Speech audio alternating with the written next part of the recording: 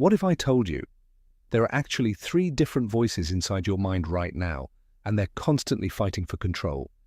Every time you make a decision, feel guilty, or act on impulse, it's not random. It's a hidden system inside your personality, first explained by Sigmund Freud. And once you understand it, you start to see yourself very differently. Imagine this.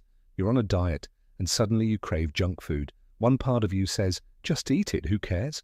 Another part says, no, this is bad for you.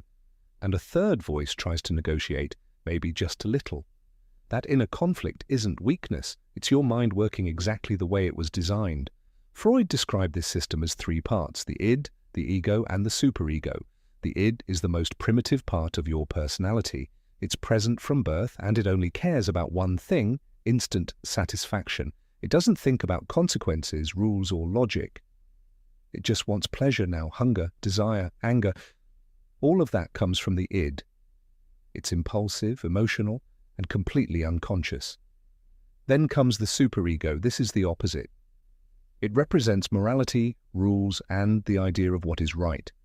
It's shaped by your upbringing, society, and expectations.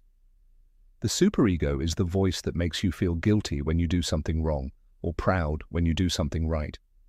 It's constantly judging your actions. Now here's where things get interesting. Between these two extremes sits the ego, the part that deals with reality. The ego tries to balance the impulsive demands of the id with the strict rules of the superego.